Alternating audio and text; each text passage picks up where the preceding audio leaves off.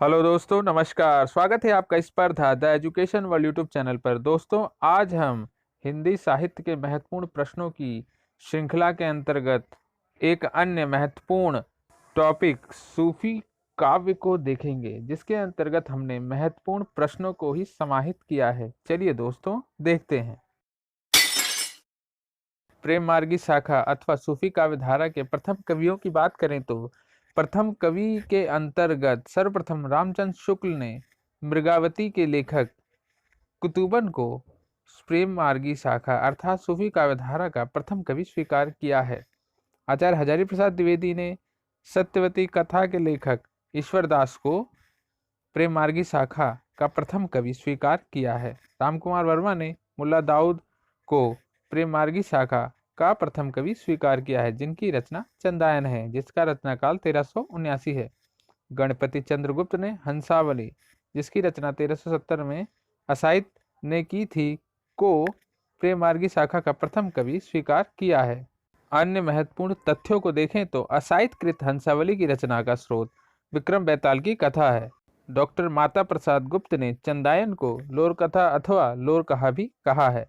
सूफी दर्शन को तसव्वुफ भी कहते हैं। सूफी शब्द की यदि व्युत्पत्ति की बात करें तो सूफी शब्द सूफ से, जिसका अर्थ ऊन है, और सफ से, जिसका अर्थ पंक्ति है, सूफा जिसका अर्थ चबूतरा है, सोफिया जिसका अर्थ विद्या है, और सफा जिसका अर्थ पवित्र निर्मल है, आदि शब्दों के माध्यम से हुई है।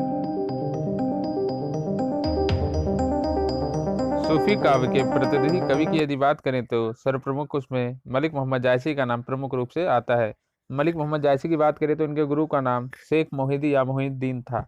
ये शेरशाह सूरी के समकालीन थे। इनकी प्रमुख रचनाओं को यदि देखें तो इनकी प्रमुख रचनाओं में पद्मावत, जो 27 खंडों में विभक्त है, प्रमुख है, जिसमें इन्होंने उत्प्रेक्षा अलंकार का प्रयोग किया है। अखरावट के अंतर्गत वर्णमाला के एक एक अक्षर को लेकर सिद्धांत संबंधी बातें की गई हैं।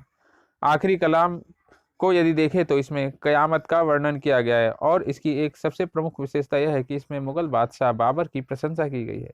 चित्ररेखा इनका एक लघु प्रेमाख्यान काव्य है। कहरा नामा इनका आध्यात्मिक विवाह का वर्णन किया गया है। आचार्य शुक्ल के अनुसार पद्मावत का पूर्वार्ध कल्पित और उत्तरार्ध ऐतिहासिक है। पद्मावत के अंतर्गत 7 दोहे व 1 चौपाई की पद्धति को अपनाया गया है, जिसे कड़वक कहते हैं। इसके अलावा चित्रावली में भी 7 दोहे और 1 चौपाई की पद्धति को अपनाया गया है। चित्रावली की यदि बात करें तो इसमें सर्वप्रथम अंग्रेजों के द्वीप का वर्णन किया गया है। आप दोस्तों प्रेमाख्यान काव्य और उनके नायक नायिकाओं को देखते हैं। सर्वप्रथम चंदायन के नायक जो है वह लोरिक हैं और नायिका चंदा हैं।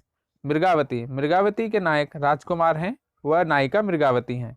मधुमालती के नायक जो है वह मनोहर है, और इसके अंतर्गत देखें तो इसमें 2 नायक, मतलब ये है 2 नायक नायिकाएं हैं। पहला मधुमालती और मनोहर, दूसरा प्रेमा व ताराचंद। पद्मावत को देखें तो इसमें रतन सेन, पद्मावती और नागमती प्रमुख पात्र हैं। सत्यवती कथा की यदि बात करें तो इसमें नायक जो है वह राजकुमार ऋतुपर्ण है और नायिका सत्यवती हैं। रूपमंजरी में विवाहिता रूपमंजरी नायिका और कृष्ण नायक हैं। अनुराग बासुरी की बात करें तो राजकुमार, जो कि कालिंजर के राजकुमार हैं, नायक, और इंद्रावती जो आगमपुर की राजकुमारी हैं, प्रमुख पात्र हैं।